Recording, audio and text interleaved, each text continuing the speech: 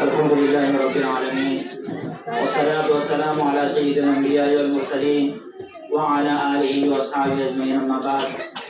اعوذ باللہ من الشیطان الرجیم بسم اللہ الرحمن الرحیم یا ایہا الناس انا خلقناکم من ذکر و انثى وجعلناکم شعوبا وقبائل لتعارفوا ان اکرمکم عند اللہ اتقاکم ان اللہ علیم خبیر صدق اللہ العظیم۔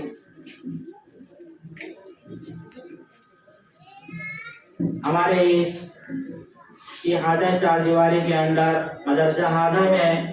تشریف لائے ہوئے معزز مہمان کرام اور ہمارے اسی مدرسے کے نونہال طالب علم، یا عزیزو، اسے ہمیں آپ کو بخوبی معلوم ہے کہ ملک ہندوستان کے اندر دو تہوار بہت عظیم الشان اعتبار سے منائے جاتے ہیں اور وہ راشٹر تہوار مانے جاتے ہیں۔ ان میں سے ایک ہے یوم آزادی اور دوسرا یوم جمہوریہ۔ پہلا 15 اگست کو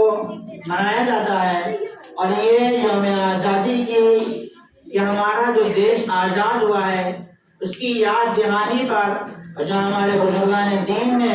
اور ہمارے اہل وطن نے جو قربانیاں دی ہیں ان کی یاد میں منایا جاتا ہے۔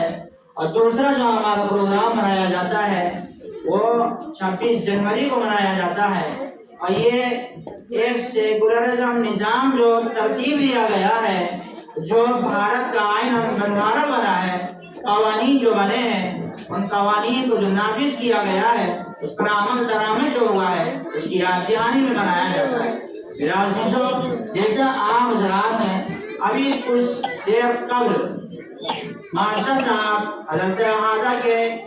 مدرس جو ہمارے ہیں انہوں نے بخوبی انداز میں اور اسی طریقے پر ہمارے ایک اہل خیر بھائی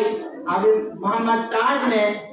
اس موضوع پر بہت اچھے انداز میں گفتگو کی ہے۔ اب زیادہ دیر نہ لیتے ہوئے مختصر طور پر کچھ عرض کرنا ضروری سمجھتا ہوں کہ میرے عزیزوں، سب سے پہلے نمبر پر کہ جس آیت کریمہ کا سہارا لیا گیا ہے، اس آیت کریمہ کے اندر اللہ رب العزت نے سب کو ایک لائن میں کھڑا کر دیا ہے، کسی کے اندر کوئی بھید بھاؤ کا رکھا ہی نہیں ہے شبہ تک، اور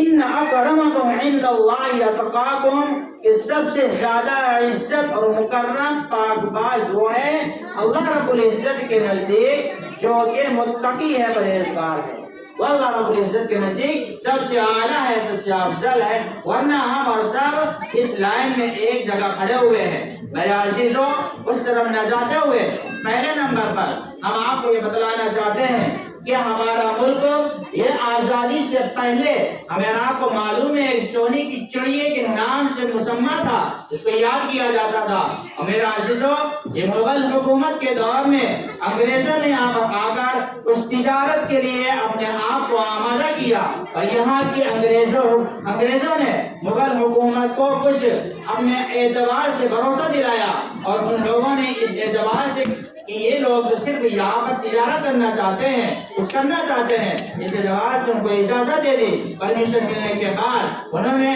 یہاں پر آ کر اپنی تجارت کی اپورٹیاں قائم کر دی، اور اس کے آگے مختصر طور پر آپ کو بتلاتے چلے کہ انہوں نے اس ہمارے ہندوستان کے اندر اس اعتبار سے قدم نہیں رکھا تھا کہ اس ہندوستان کے اندر کچھ تجارت کرنا چاہتے، بلکہ ان کا مقصد جو تھا وہ یہ تھا کہ ایک سونے کی چڑیا ہے، جیسے آج ہم لوگ اپنے ملک ہندوستان سے اپنے دیگر ممالک میں گھومنے کے لیے جاتے ہیں، سیر اور تفریح کے لیے جاتے ہیں، اسی طریقے پر دوسرے ممالک کے لوگ آزادی سے پہلے ہمارے اس ملک ہندوستان کے اندر سیر اور تفریح کے لیے آتے تھے، یہاں پر گھومنے کے لیے آیا کرتے تھے۔ میرے عزیزوں،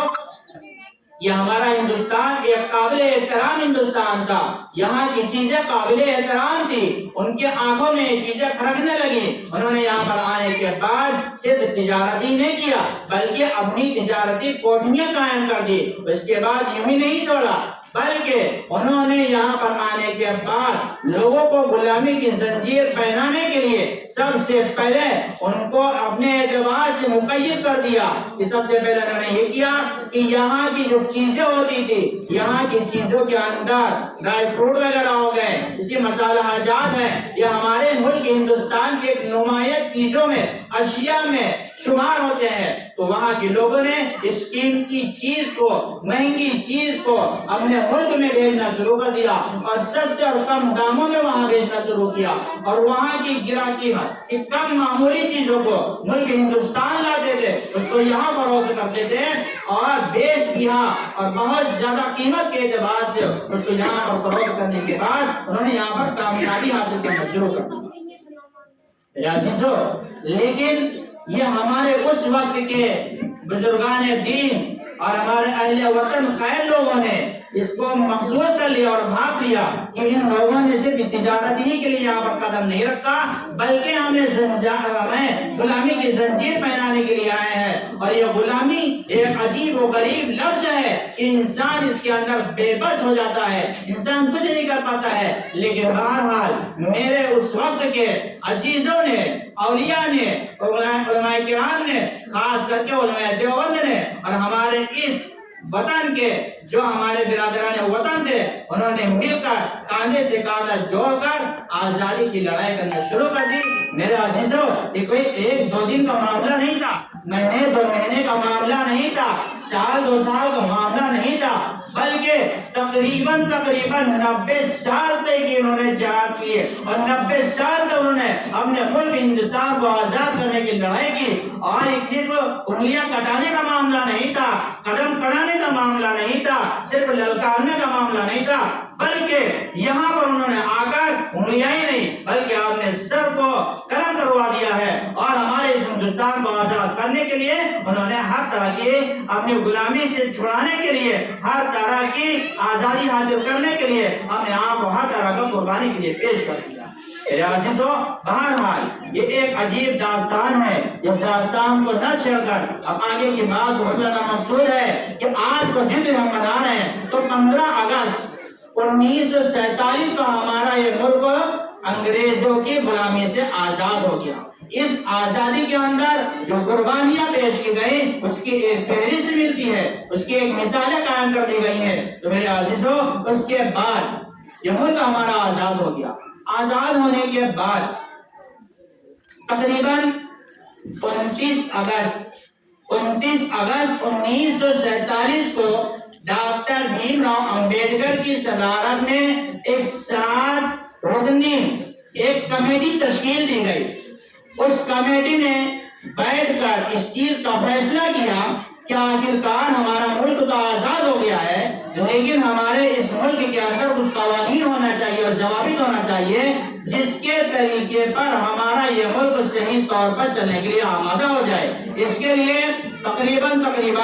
2 سال 11 ماہ 18 دن چلے گئے۔ ان 2 سال 11 ماہ 18 دن کے اندر خاص کر کے ڈاکٹر بھیم راؤ امبیڈکر کی صدارت میں یہ جو کمیٹی تشکیل دی گئی، انہیں جد و جہد کر کے ایسے قوانین اور ایسے اسمبلی کے اندر کچھ رولز پاس کروائے کہ جس کی وجہ سے ہمارا یہ ملک سیکولرزم ہو جائے، جمہوری ہو جائے، ایک ساتھ مل کر چل سکے، جس کے اندر خاص طور سے تمام چیزوں کا لحاظ کیا گیا ہے، ہر مذاہب کا خیال کیا گیا ہے۔ تو میرے عزیزوں، 29 اگست 1947 کو ایک کمیٹی تیار ہوئی۔ اس کے بعد اس نے غور و فکر کر اس کو تیار کرنے کے لیے ایک مرتب طور پر قوانین کو ترتیب دیا۔ اس ترتیب دینے کے اندر 2 سال 11 ماہ 18 دن لگ گئے۔ میرے عزیزوں، اس کے بعد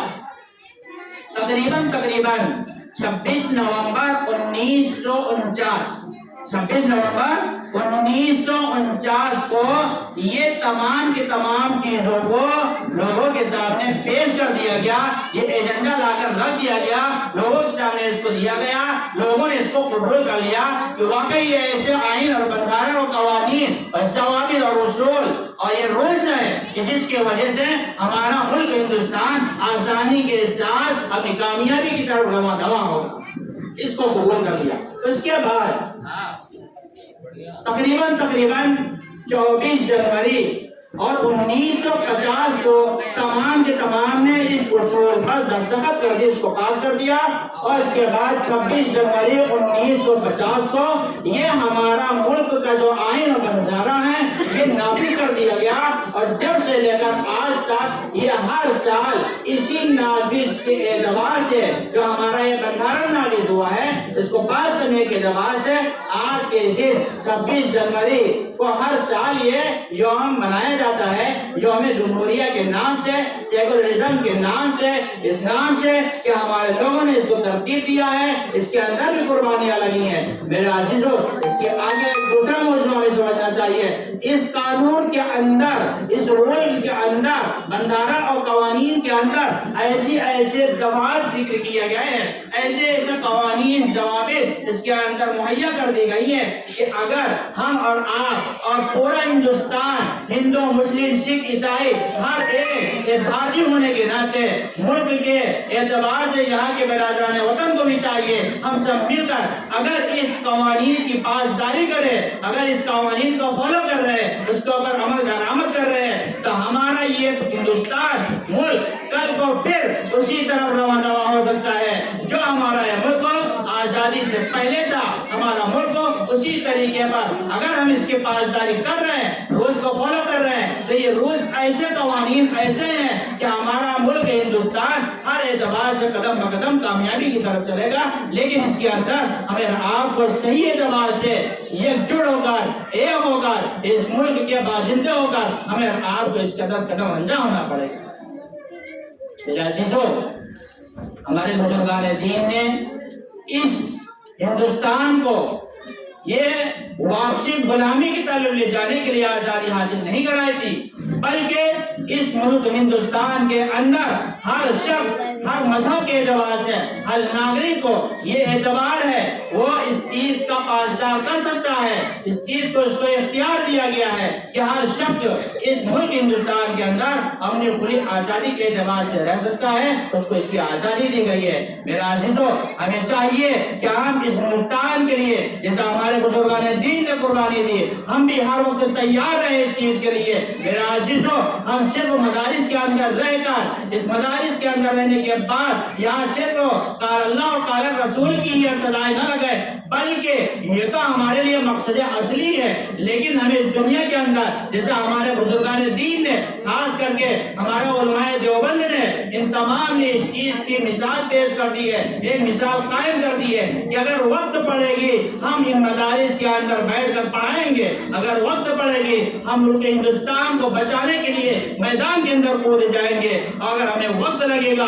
तो अगर जबान की जरूरत पड़ेगी तो जबान को इस्तेमाल करेंगे, कलम की जरूरत पड़ेगी हम कलम का इस्तेमाल करेंगे, जिस्म की जरूरत पड़ेगी हम जिस्म का इस्तेमाल करेंगे, गर्दन की कटाने की जरूरत पड़ेगी इस मुल्क को, हिंदुस्तान को आजाद करने के लिए, इस गुलामी की चंगल से बचाने के लिए, सही माने में तफक्कुरात से खाली होने के लिए, हम और आप इस मुल्क हिंदुस्तान को बचाने के लिए अपनी गर्दनों को भी कटा सकते हैं। इसलिए कहा है कि सरफरोशी की तमन्ना अब हमारे दिल में है, सरफरोशी की तमन्ना अब हमारे दिल में है, देखना है जोर कितना बाज़ कातिल में है। वहाँ के दावाना अल्हम्दुलिल्लाह।